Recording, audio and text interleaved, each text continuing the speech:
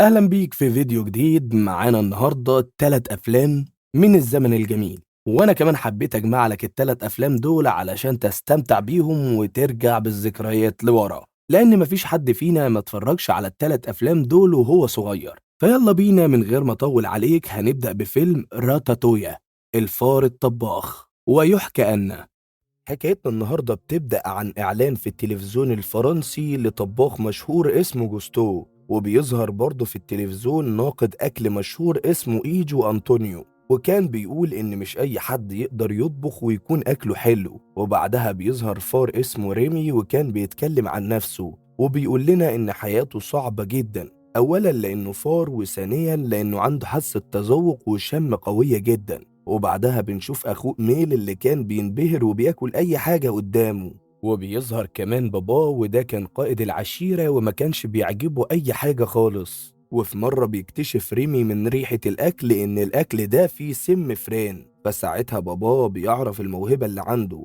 ومن وقتها الفيران كانت بتروح له علشان تسأله الأكل ده فيه سم ولا لأ. وفي يوم من الأيام ريمي بيقول لباباه إنه زعلان إنهم عايشين ياكلوا من الزبالة ويسرقوا الأكل، فباباه بيعترض على كلامه وبيقول له أصحاب الأكل دول بيرموه، يعني إحنا كده مش بنسرق وهم خلاص ما بقوش عايزينه. بس ريمي كان مقتنع إن هو لازم ياكل أكل نضيف، وإن الأكل ده مكانه في المطبخ زي البني آدمين علشان دايما نضيف وما فيهوش سم. وبعدها بيقرر ريمي ياخد أخوه ميل ويدخلوا بيت علشان يدوروا على زعفران يحطوه على الأكل. بس وهم في البيت ريمي بيشوف التلفزيون وبيعرف إن الطباخ جوستو مات، وفي الوقت ده صاحبة البيت شافت ريمي وإيميل وطلعت تجري وراهم، بس وهم بيجروا بسرعة بيقدروا يهربوا منها. وكمان ريمي أخد كتاب الطبخ وهو بيهرب مع إيميل، بس ساعتها ريمي وهو بيهرب بيتوه وبيقع في المية، وبيحاول ينقذ نفسه بالكتاب لحد ما بيوصل لمواسير الصرف. وبعدها لما بيطلع من المية بيلاقي نفسه في صفحة الكتاب،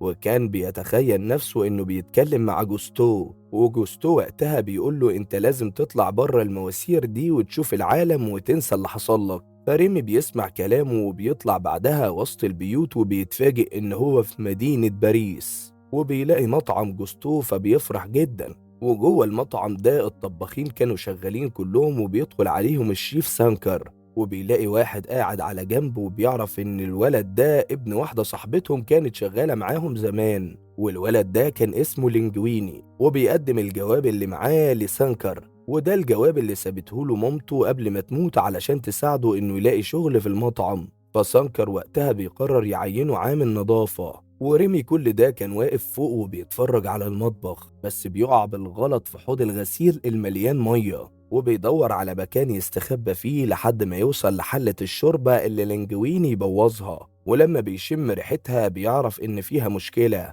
وساعتها بيبدأ ريمي يحط فيها بهارات علشان يعدلها بسرعة. بس فجأة وهو بيعمل كده لينجويني بيحبسه في مصفى، ولما الشيف دخل عليه عرف إن الشوربة حد لعب فيها، ومسك ساعتها لينجويني وكان بيزعقله علشان هو اللي بوظ الشوربة. بس وقتها الجرسون كان خلاص أخد الشوربة ومشي، والشيف ساعتها بيطلع يجري وراه علشان يلحقه قبل ما ينزلها للزبون، بس وقتها ما بيلحقوش، وطبعا بيكون متعصب جدا وبيطرد لينجويني من الشغل. بس بعدها بشوية الجرسون بيرجع للشيف وبيقول له إن الزباين بيسألوا عليه، فالشيف أخد الجرسون وراح للزبون اللي طلبه، وبتطلع إن دي ناقدة أكل مشهورة جدا، ولما دقت الشوربة طعمها عجبها جدا. وبعدها الشيف لما رجع المطبخ كان متضايق جدا من لينجويني، بس ساعتها الشيف كولت قالت إنه ما ينفعش يطرده، وكمان لأن الناقدة عجبتها الشوربة وأكيد هتكتب مقال عن المطعم. فالشيف بيقول لها خلاص طالما انت مهتمية بمستقبله كده انت اللي هتبقي مسؤولة عن تدريبه،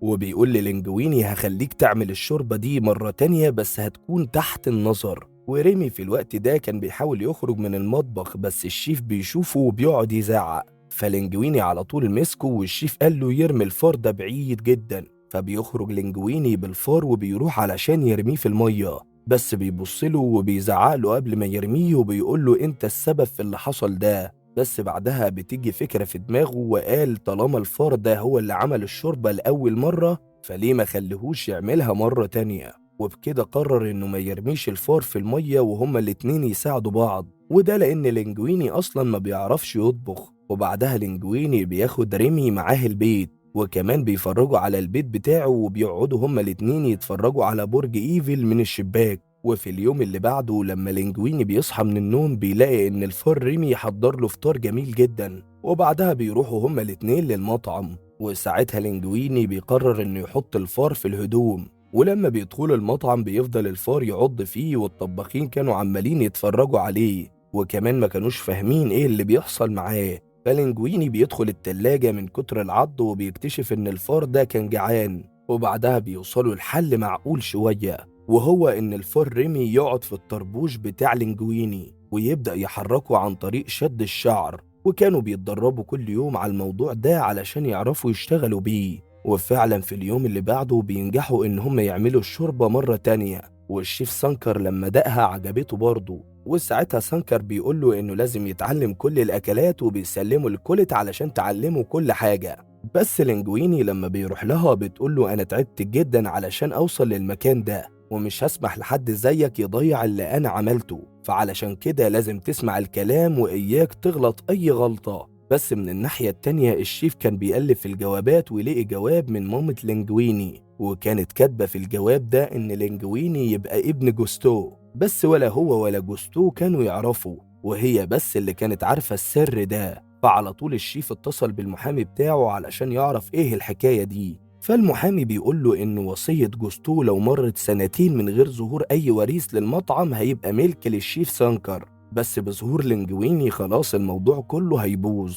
بس بيشك الشيف سانكر في الكلام ده وبياخد شعرة من طربوش جوستو، وبيقول له هناخد نفس الشعرة دي من لينجويني وهيبان هو ابنه ولا لأ باختبار الحمض النووي. ومن الناحية التانية كولت كانت بتعلم لينجويني ازاي يطبخ وازاي يمشي على الخطوات اللي كان بيعملها جوستو بالظبط، وانه لازم يمشي ورا الوصفات بالظبط وما يحطش التاتش بتاعه نهائي. وفي نفس الوقت ده الزباين بدأت تطلب أكلات جديدة غير اللي في المنيو، فالشيف بيقول للينجويني يعمل له وصفة من وصفات جوستو، وبيختار له أكلة صعبة جدا، وده لأن الشيف كان عايز يبوظ الخطة بتاعت لينجويني ويثبت إن هو فاشل ويطرده من المطعم. فبيبدأ بعدها لينجويني إن هو يحضر الوصفة بمساعدة الفار، وكولت كانت هي المفروض اللي بتشرف عليه، بس برضه الفار كان بيعمل اللي هو عاوزه وكان مخلي كولت متعصبة خالص. ولما خلصت الوصفة واتقدمت للزباين الزباين عجبتها جدا، وبعدها المطعم كله حرفيا ما بقاش يطلب غير الوصفة دي. بس الشيف بيلاحظ ان الفار جوه الطربوش بتاع لينجويني، فبيثبت الشيف مكانه وما بيعملش اي حاجة وبيكون مصدوم.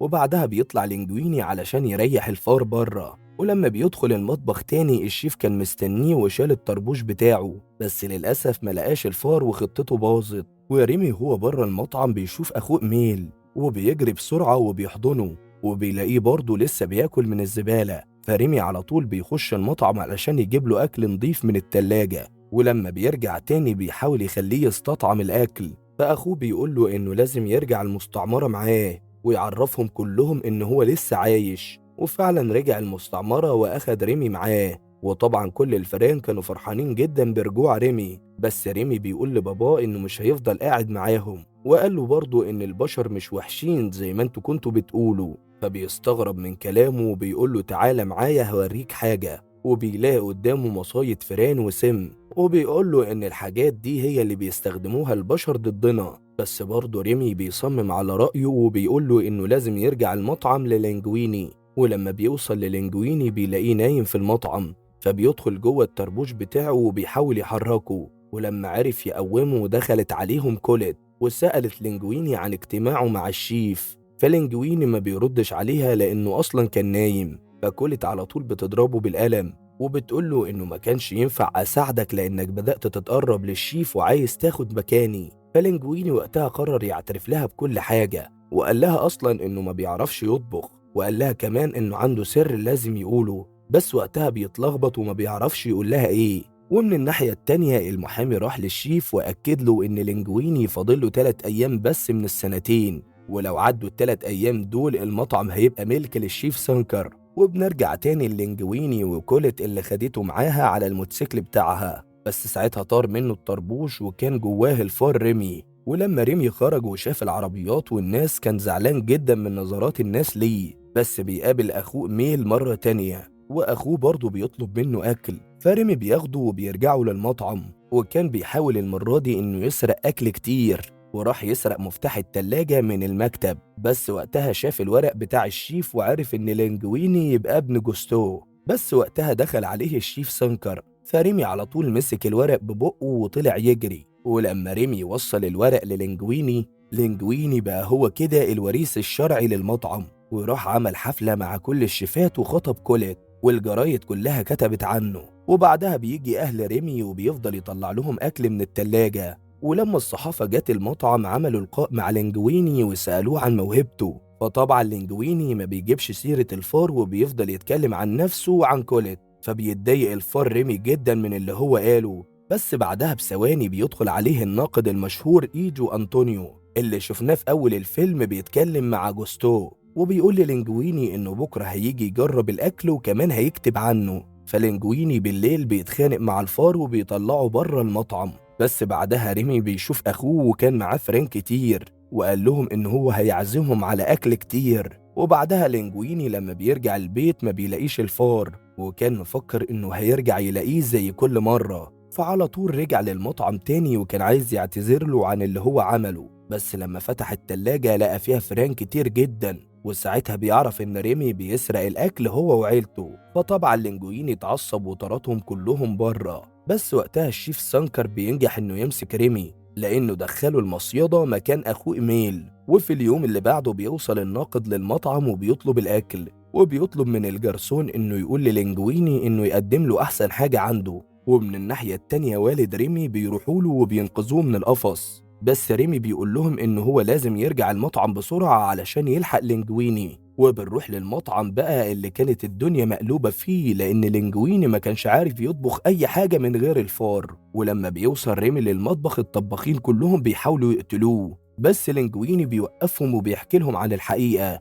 وقتها الطباخين كلهم ما بيعجبهمش الكلام وبيسيبوه وبيمشوا، وحتى كولت هي كمان سابته ومشيت. بس والد ريمي بيجي وبيقول لريمي إنه هو هيساعده. وللأسف في الوقت ده دخل عليهم مفتش الصحة ولقى المطبخ مليان فران. فريمي بيطلب من نص الفران اللي معاه إنهم يروحوا يتصرفوا مع المفتش، والنص الباقي يساعدوه في الطبخ هنا. وبيطلع لينجويني بنفسه يقدم الأكل للزباين، وريمي كان لسه في المطبخ وبيشرف على كل الفران. بس كولت بعدها قررت إن هي ترجع وتقف مع لينجويني، واتفقت المرة دي مع الفار وعملوا طبق جديد اسمه راتاتويا. وفعلا لينجويني بعدها أخد الطبق وراح قدمه للناقد. بس لما الناقد بيدوق الأكل بينبهر وبيكون متفاجئ جدا بطعمه، وبيشكر لينجويني على الأكل الجميل ده. لكن لينجويني وقتها بيقوله إن مش هو اللي طبخ، وبيروح يجيب له كولت والفار وبيحكي له القصة كلها. فالناقد بعدها كتب إنه مش أي حد يكون طباخ، لكن الطباخ ممكن يكون أي حد.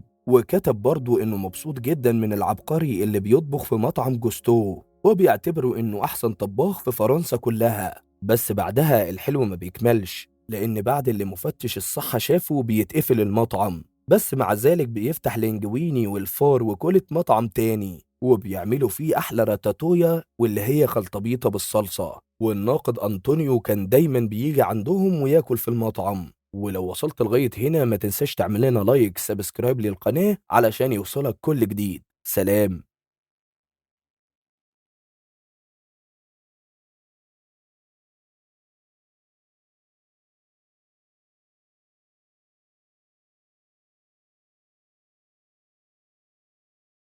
حكايتنا بتبدأ بأسطورة في بلاد الأغاريق القديمة، وبتحكي لنا عن سكان الأوليمب والأبطال الخارقين. وفي الوقت ده كان في وحوش كتير وعمالقة بتدمر الأرض. فجه عملاق اسمه زيوس وقدر بقوته إنه يحبس كل الوحوش. وبعد فترة ربنا رزق زيوس بولد جميل جدا، وكان هديته لابنه حصان صغير وكان اسمه فيجاسوس. وبدأ الطفل ده إنه يلعب مع الحصان فيجاسوس، وزيوس سمى ابنه هرقل. وفي وسط الفرحة دي بيظهر أودين أخو زيوس وحاكم وادي الأموات، وطول عمره طمعان في عرش زيوس. وأودين بيهني زيوس على المولود الجديد، فالملك بيطلب منه إنه يقعد يحتفل معاهم.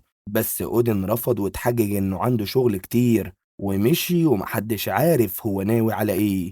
وبعدها بنشوف الخدامين بتوع أودين وبيكون اسمهم وجع وهلع، وبنشوف كمان العرافات اللي بيموتوا الناس بمجرد ما بيقطعوا الحبل بتاع حياتهم. وأودين بيروح للعرافات وبيسألهم هل هرقل هياخد العرش منه في المستقبل. فالعرافات قالوله إن في يوم من الأيام هتخرج تاني العمالقة على الأرض وتدمر كل حاجة فيها، وزيوس هيحاربهم بكل قوته، بس لو حاربهم لوحده العمالقة هيغلبوه لا محالة. إنما لو هرقل حارب مع أبوه زيوس هيقدروا يغلبوا العمالقة بكل سهولة. وساعتها أودين بيتجنن وبيقرر يموت هرقل، بس العرافات قالوله إنه علشان يدمر هرقل لازم يحوله البشر في الأول ويخليه يفقد قوة جبل الأوليمب. وساعتها العرافات عملوا لأودين مشروب سحري يخليه بشر عادي، بس الشرط الأساسي إنه يشرب الإزازة كلها وما يقعش منها ولا نقطة. وبالليل هرقل كان نايم مع الحصان بتاعه،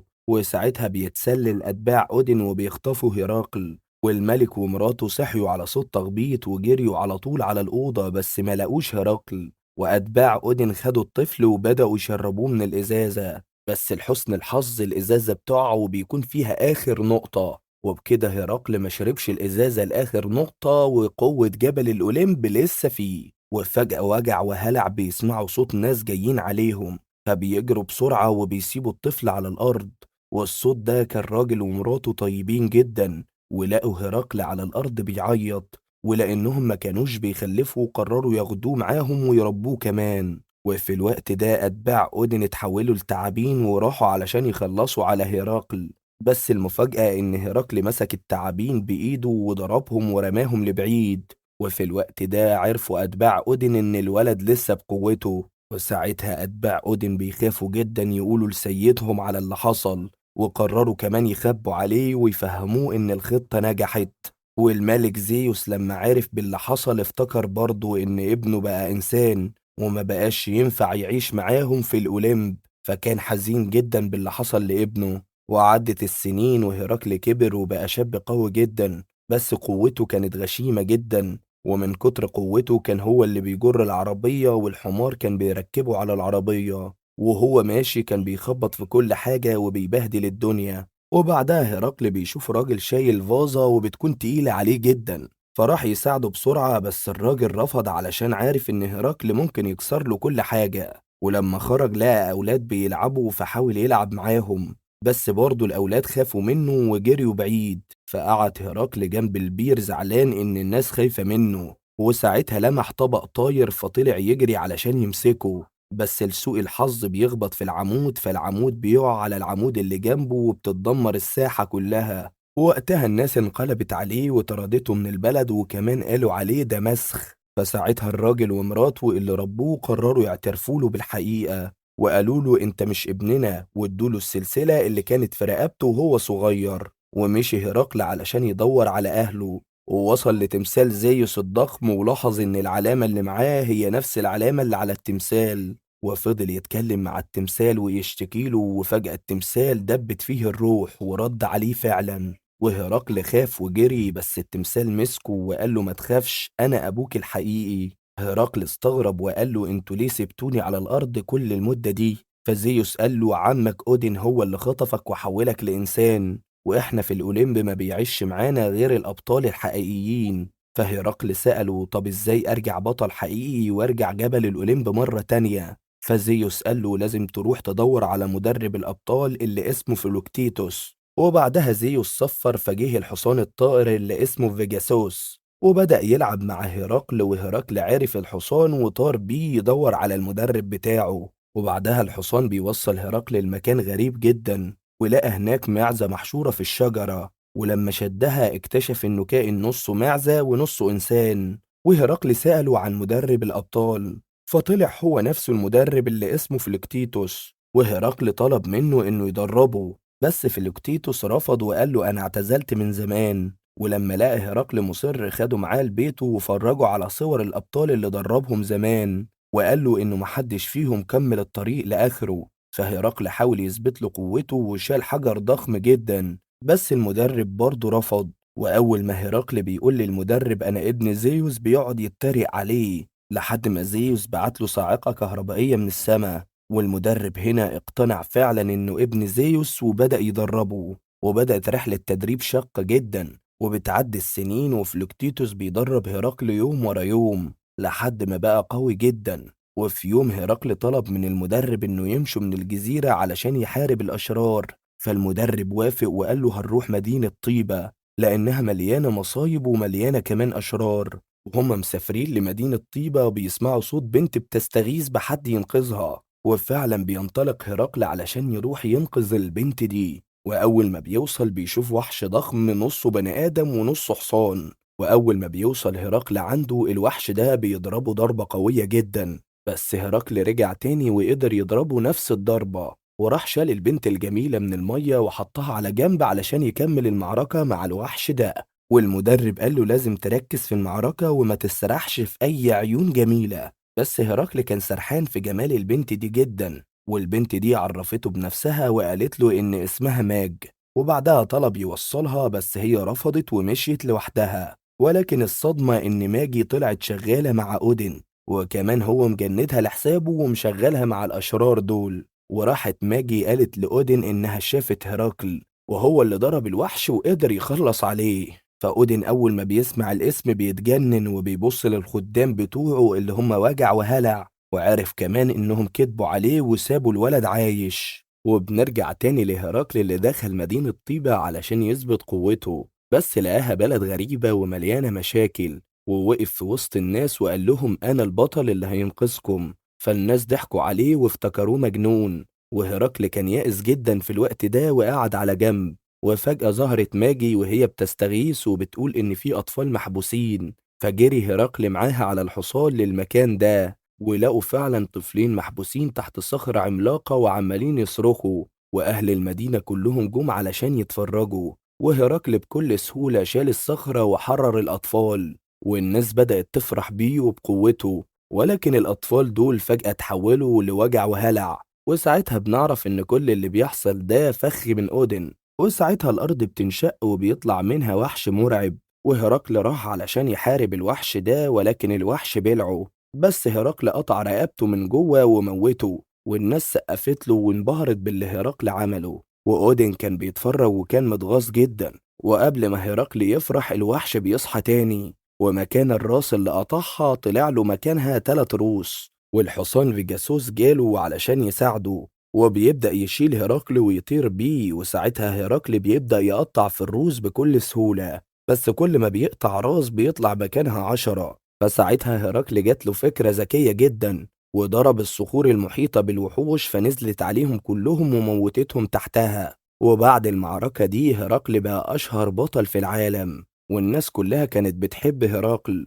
وأودين كان شايف إن قوة هرقل بقت مرعبة، وطلب من ماجي إنها تساعده وتوقعه، ووعدها إنها لو عملت كده هيديها حريتها. ومن الناحية التانية هرقل بيرجع لتمثال زيوس وقال له أنا بقيت بطل، وأظن كده خلاص أنا هرجع جبل الأوليمب. بس زيوس قال له لسه شوية، القوة الجسمانية مش كل حاجة. هرقل ساعتها اتضايق جدا وما بقاش عارف يعمل ايه تاني. وفي الوقت ده جات له ماجي وحاولت تخليه يعترف بنقطة ضعفه، بس هرقل قال لها انه ما عندوش اي نقطة ضعف. والمشكلة ان ماجي كانت بدأت تحبه بجد وما بقتش عايزة تأذيه، وهي قاعدة لوحدها بتعترف بحبها ليه. وبيظهر بعدها أودين وبيسألها عن نقطة ضعف هرقل، فقالت له أنا مش هكمل في الخطة السخيفة دي، شوف حد غيري. فأودين هددها وقال لها ما تنسيش انت لسه ملكي. وساعتها المدرب فيلوكتيتوس بيشوف ماج وهي واقفة مع أودين، وبينصدم لما بيعرف إنها خاينة وشغالة مع أودين.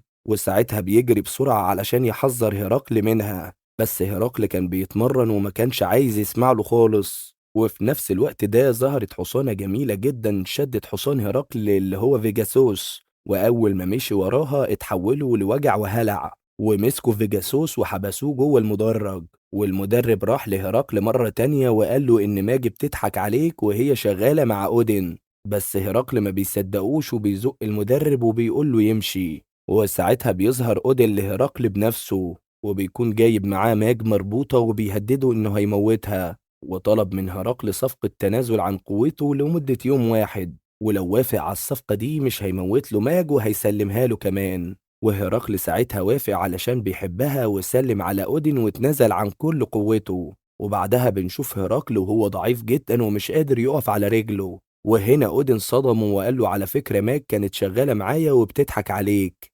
فهرقل اتصدم وقلبه اتكسر من ماج جدا. وفي نفس الوقت ده جه اليوم اللي العمالقة هتتحرر فيه زي ما العرافات قالوا زمان، وبدأوا فعلا يدمروا في الأرض، وأودين أمرهم يروحوا يقتحموا جبل الأوليمب. وأول ما زيوس بيعرب بيعلن الحرب عليهم، بس العمالقة كانوا كتار جدا وقدروا يكتفوه. وهرقل كان على الأرض وبيحاول يدافع ويحارب العمالقة، بس للأسف كان ضعيف جدا ومن غير قوته مش هيقدر يعمل أي حاجة. ماج راحت للمدرب وأقنعته يرجع تاني يساعد هرقل ويشجعه، لأن هرقل محتاجه جدا في الوقت ده. والمدرب وماج وصلوا لهرقل وبدأوا يشجعوه، وهرقل بذكائه قدر يغلب العملاق رغم ضعف جسمه.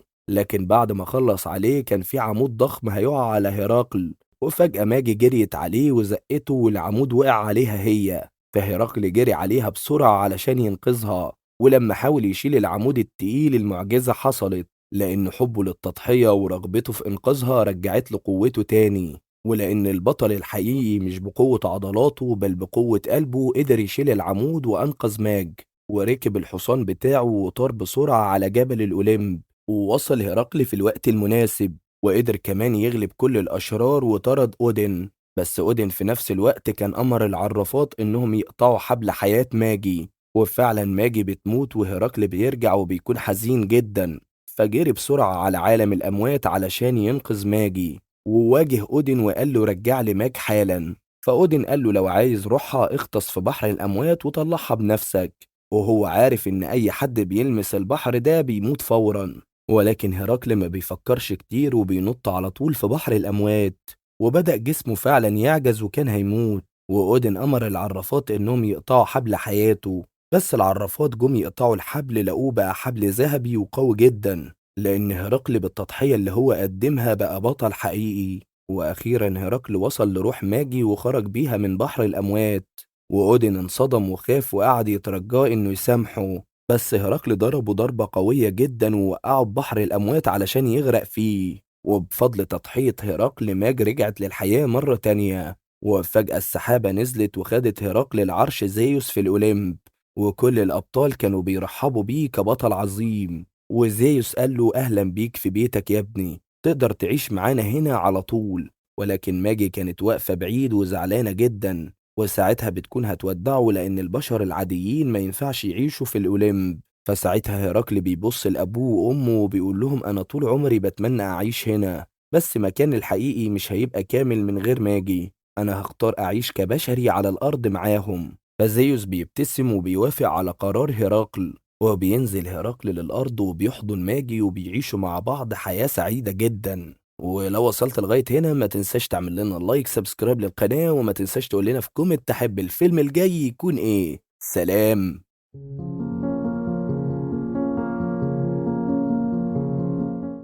أهلا بيكم في حكاية جديدة من الماضي. بتبدأ حكايتنا في قلب لندن وتحديدا جوا بيت ويندي. وأول ما بندخل بنشوف الست دي اللي اسمها ماري، ودي بتكون مرات السيد جورج. وكانت بتجهز نفسها علشان خارجة هي وجوزها رايحين حفلة. بس الأجواء ما كانتش رايقة خالص، لأن جورج كان قايد نار ومتعصب لدرجة الجنون علشان مش لاقي الزراير الذهبي بتاعة القميص. وعلى الجانب الآخر بنروح لأولادهم جون ومايكل، واللي بيكونوا مقطعين بعض لعب بالسيوف. وجون كان مسمي نفسه الكابتن هوك، ودي بقى شخصية أسطورية شريرة. ومايكل كان مسمي نفسه بيتر بان، ودي برضه شخصية أسطورية بس على عكس هوك كان طيب وبيساعد الناس. وقتها لما كانوا بيلعبوا بنعرف من كلامهم إن بيتر مان قطع إيد الكابتن هوك، والكابتن هوك من يومها بيطارده وعايز ينتقم منه. وبعدها بشوية بتدخل عليهم أختهم الكبيرة واللي بيكون اسمها ويندي.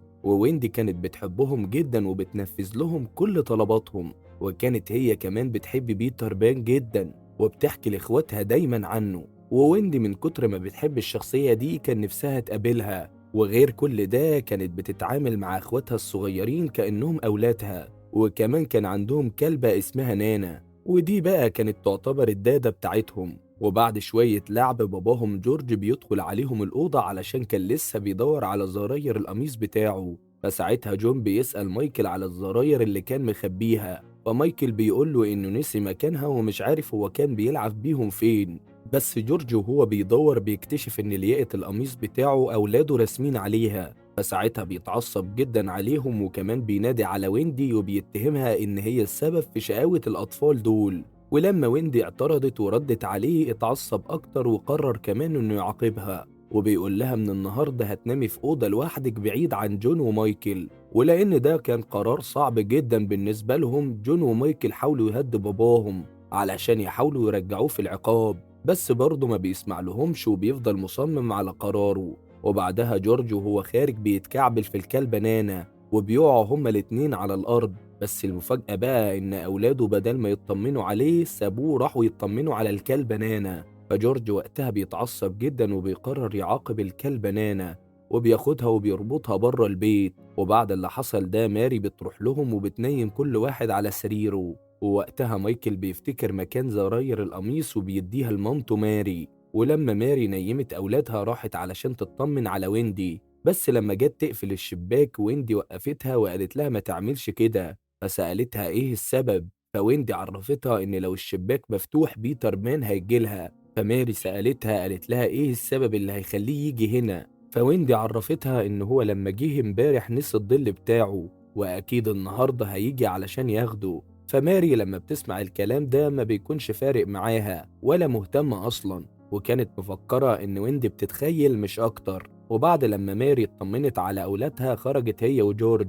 ولما كانوا ماشيين في الطريق ماري حكت لجورج عن كلام ويندي، فجورج قال لها إن دول أطفال وفي السن ده بيبقى خيالهم واسع وبيتهيأ لهم حاجات. ولما الليل جه فعلا بيتر مان بيظهر فوق بيت ويندي، وساعتها بقى بيدخل البيت من الشباك وبيكون معاه كمان جنية صغيرة اسمها تنة. وبيفضلوا هما الاتنين يدوروا بكل هدوء على الظل بتاعه علشان ياخدوه ويمشوا. وبعد شوية تدوير تنة بتسمع صوت خرواشة طالعة من الدرج، وبيطلع إن الصوت ده هو ظل بيتر بان. وأول ما بيتر بيفتح الدرج بيخرج منه الظل، بس تنة من غير قصد بتدخل هي الدرج وبيتقفل عليها بالغلط. وساعتها بقى بيتر مان كان عمال يجري ورا الظل بتاعه في البيت كله علشان يحاول يمسكه، بس أثناء ما كان بيطارده الظل خبط في حاجات كتير وعمل دوشة. وساعتها بقى ويندي بتصحى من النوم وأول ما بتشوف بيتر مان بتفرح جدا. ولما بيتر بيحكي لها عن مشكلته ويندي بتقوله إنها هتساعده وهتحاول ترجع له ظله مرة تانية.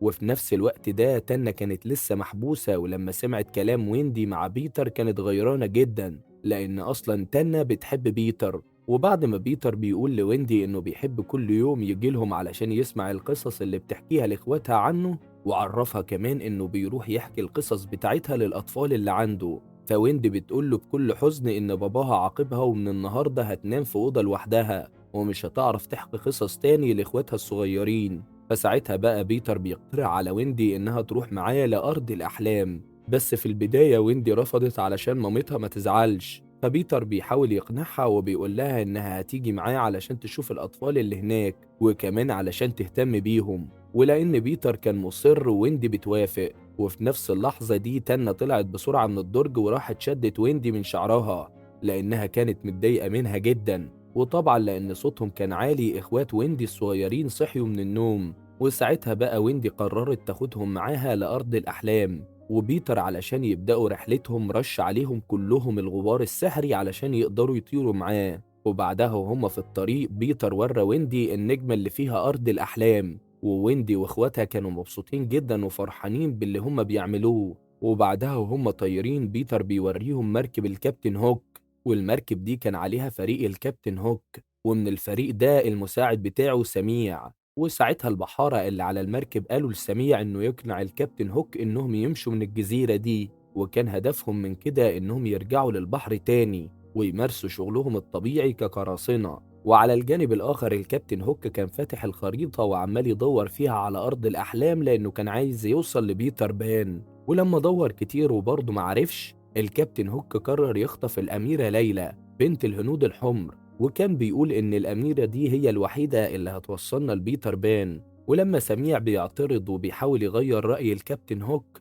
الكابتن هوك بيتعصب وبيقول له إنه مش هيسيب بيتر مان لأنه عايز ينتقم منه علشان هو اللي قطع إيده زمان. ولما سميع سأل الكابتن عن حكاية إيده، الكابتن هوك عرفه إن بيتر مان خلى التمساح ياكل إيده، ومن يومها بقى التمساح بيطارده في البحر كله وعايز ياكله لأن اللحمة عجبته. وبعدها بشوية الكابتن هوك عرف إن التمساح عرف مكانه وبقى قريب جدا منه، فساعتها بقى كان مرعوب وطلب من سميع إنه يحاول يمشيه بأي شكل. وفعلا سميع عمل كده وراح علشان يمشي التمساح، بس في الوقت ده واحد من بحارة الكابتن هوك فضل ينادي بصوت عالي وقال لهم إن بيتر مان ظهر. ولما الكابتن هوك بيبص بالمنظار بتاعه فعلا بيلاقي بيتر بان، وبيكون طاير هو وويندي واخواتها. وعلى طول وقتها الكابتن هوك أمر البحارة بتوعه إنهم يضربوا بيتر مان بالمدفعية، بس كل الطلقات اللي ضربوها مفيش ولا واحدة جت فيهم. بس برضه الكابتن هوك قرر ما يسيبش بيتر مان، وبيتر مان اتعصب جدا من الكابتن هوك وقال لتانا تاخد ويندي واخواتها وتوديهم على الجزيرة لحد ما هو يخلص معركته مع هوك. وفعلا بعدها تانا بتطير بسرعة وبتاخد ويندي واخواتها معاها. بس ساعتها بقى تانا كانت بتطير بسرعة جدا، وكان غرضها من السرعة دي إنها تتوه ويندي، وده طبعا لأنها ما بتحبهاش أصلا، وويندي كمان مش عايزة تروح معاها لأرض الأحلام. وبعدها بشوية تانا وصلت الجزيرة وصحت كل الأطفال وأمرتهم إنهم يقتلوا ويندي وإخواتها وهم طايرين في الجو. وفعلا ساعتها الولاد نفذوا الأمر وفضلوا يحدفوا على ويندي طوب وخشب. بس لحسن الحظ قبل ما ويندي بتقع بيتر مان بيجي على آخر لحظة وبينقذها، وبعدها لما بينزلوا بيطمن عليها. وساعتها بيتر بيروح للأطفال وهو متعصب لأنهم عملوا كده، بس وقتها الأطفال بيقولوا له إن تانا هي اللي أمرتهم يعملوا كده. فبيتر علشان يعاقب تانا قرر ينفيها للأبد، بس ويند بتتدخل وبتقول لبيتر إنه كفاية ينفيها أسبوع بس. فبيتر بيوافق على قرار ويندي، وبعدها بيقول للأطفال إنهم ياخدوا جون ومايكل ويلعبوا معاهم. وساعتها بياخد هو ويندي علشان يفرجها على حوريات البحر. وبعدها وهم بيلعبوا جون بيلاحظ آثار أقدام الهنود الحمر، فساعتها جون بيجمع الأطفال علشان يدوروا عليهم ويلاقوهم بسرعة. وعلى الجانب الآخر كان مايكل جوه الغابة وفي واحد من الهنود الحمر رمى عليه شبكة صيد وكان عايز يمسكه، وطبعا مايكل ما كانش فاهم حاجة خالص وكان فاكر إنهم بيلعبوا معاه. بس بعدها بشوية جماعة الهنود الحمر ظهروا كلهم ومسكوا كل الأطفال، وبعدها وصلوا لقائد الهنود الحمر. وبنعرف ساعتها إن الأطفال أصلا متعودين يلعبوا معاهم وبيشوفوهم دايما، بس المرة دي زعيم القبيلة كان متعصب جدا ومش عايز يسيب الأطفال لأن بنته ليلى اتخطفت، وكمان بيكون فاكر إن الأطفال هم السبب. بس طبعا الأطفال ما بيكونش ليهم ذنب، واللي خطف الأميرة ليلى هو الكابتن هوك. وعلى الجانب الآخر بيتر كان بيفرج حريات البحر لويندي، بس في الوقت ده بيشوف مركب صغيرة جاية للجزيرة بتاعتهم، وبيكون راكب على المركب دي الكابتن هوك والمساعد بتاعه سميع. ولما بيتر ركز معاهم لقاهم رايحين ناحية الكهف، وكان معاهم الأميرة ليلى بنت الهنود الحمر. وكمان ساعتها التمساح كان ماشي وراهم ومستني الفرصة المناسبة علشان ياكل هوك. وطبعا لما بيتر شاف اللي بيحصل راح وراهم بسرعة علشان ينقذ الأميرة، بس بيسمع وقتها هوك وهو بيطلب من الأميرة ليلى إنها تدله على مكان بيتر بان، وكمان بيحذرها وبيقول لها إنها لو ما قالتش مكانه فين هيسيبها في الكهف لحد ما تغرق في المية. بس بعدها بيتر مان بيعمل صوت ضخم بره علشان يخوف هوك، وأول ما الكابتن هوك بيخرج علشان يشوف إيه الصوت ده بيتر مان بيستغل الفرصة وبيدخل بسرعة. وأول حاجة بيتر مان عملها قلت صوت الكابتن هوك وقال لسميع ياخد الأميرة ويخرجها بره الكهف. بس لما جه يعمل كده الكابتن هوك شافه وزعق لسميع وقال له يدخل بيها الكهف تاني. ولما الكابتن دخل هو كمان للكهف لقى بيتر جوه، فساعتها اتسحب وحاول يقتل بيتر مان من غير ما يشوفه. بس ويندي على آخر لحظة بتلحق بيتر وبتقول له يخلي باله من الكابتن هوك.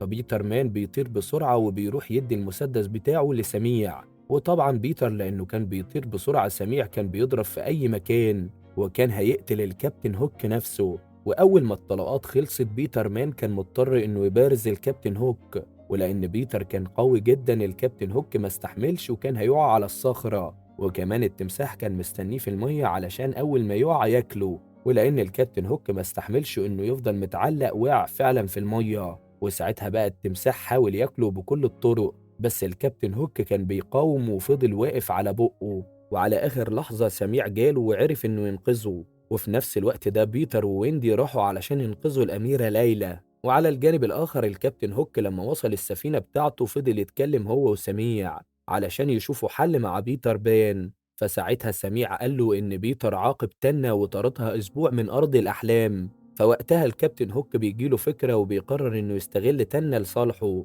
وعلى الجانب الآخر بيتر بيرجع الأميرة ليلى لزعيم القبيلة، ولما حكاله الحكاية الزعيم شكره على اللي هو عمله مع بنته. ومش بس كده، ده كمان بيعمل حفلة علشان يحتفل برجوع بنته. وويندي وقتها راحت علشان تجمع الأخشاب علشان كانوا بيستخدموها في النار، بس وهي بتعمل كده خدت بالها إن بيتر مش مهتم بيها وكمان كان مركز أكتر مع الأميرة ليلى. فويندي بتتضايق جدا وبتكون زعلانة جدا من اللي هي شايفاه. وعلى الجانب الآخر فعلا الكابتن هوك راح لتنة وكان عمال يتكلم معاها علشان يستغلها. والكابتن هوك قال لتنة إنه خلاص هيمشي بكرة وهيسيب الجزيرة لبيتر. وأول لما جاب سيرة ويندي لقى تنة اتعصبت جدا. فهوك استغل الفرصة واقترح على تنة إنه يساعدها علشان يخلصها من ويندي. ولما تنة وافقت سألها على مكان بيتر بان وقال لها إنه هو ماشي هيخطف ويندي علشانها. وتنة طبعا لأنها ساذجة علمت له على الخريطة وقالت له إن ده مكان بيتر مان. وساعتها بقى الكابتن هوك عرف اللي هو عايزه من تنة. وأول حاجة عملها حبس تنة جوه علبة إزاز علشان ما تخرجش منها. وعلى الجانب الآخر مايكل وجون كانوا عمالين يلعبوا وكمان كانوا بيتعاملوا كأنهم من قبيلة الهنود الحمر. وويندي لما بتدخل عليهم بتتضايق وبتقول لهم إنهم لازم يناموا دلوقتي لأنهم بكرة الصبح هيروحوا لبيتهم. فبيتر ساعتها بيجي لهم وبيقول لويندي إنهم مش هيروحوا للبيت وهيفضلوا معاه على طول.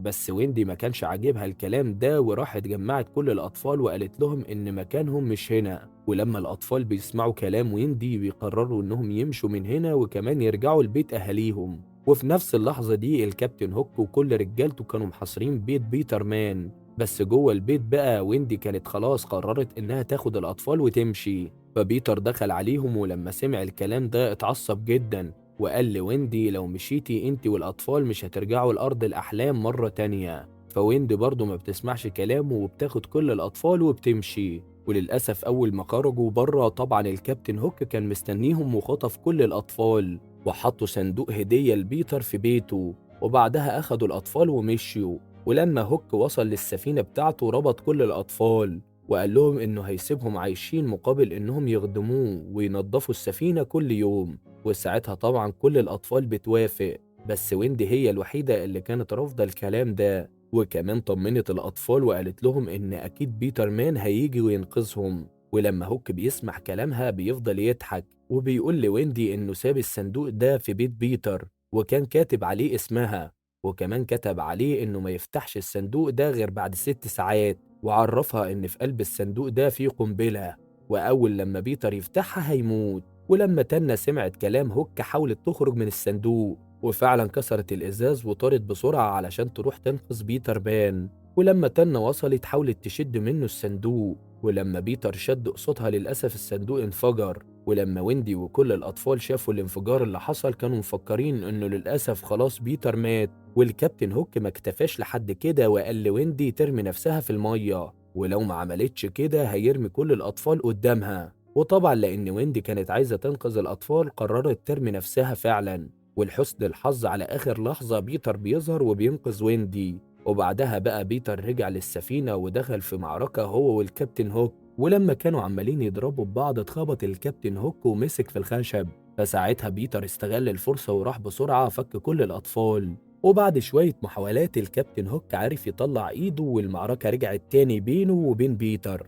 وفي نهاية المعركة بيتر بان عرف يضربه وكمان وقعه في المية. وساعتها بقى جت فرصة التمساح وفضل يجري ورا هوك علشان يحاول ياكله. وبعدها بيتر نزل الغبار السحري على السفينة وخلاهم كلهم يطيروا. وأول حاجة عملها رجع ويندي للبيت علشان أهلها ما يقلقوش عليها. وفي اللحظة دي ماري وجورج رجعوا للبيت ولما بيدخلوا علشان يطمنوا على أولادهم لقوهم فعلا موجودين. ولقوا إن ويندي نايمة عند الشباك وأول لما بيصحوها ويندي حكت لهم اللي حصل. بس طبعا كالعادة محدش بيصدقها وعلشان ويندي تثبت لهم كلامها وريتهم سفينة بيتر مان اللي كانت طايرة في السماء. وفعلا أول لما جورج شافها صدق كلامها وقال لويندي إنه هو صغير كان دايما بيشوف السفينة دي طايرة في السماء. وساعتها بقى جورج صالح بنته وقال لها إن العقاب انتهى ومن بكرة هترجعي تنامي في الأوضة مع أخواتك الصغيرين. وفي النهاية أحب أقولك لو عجبك الفيلم ما تنساش تعمل لنا لايك سبسكرايب للقناة، وشكرا ليك على وقتك. سلام.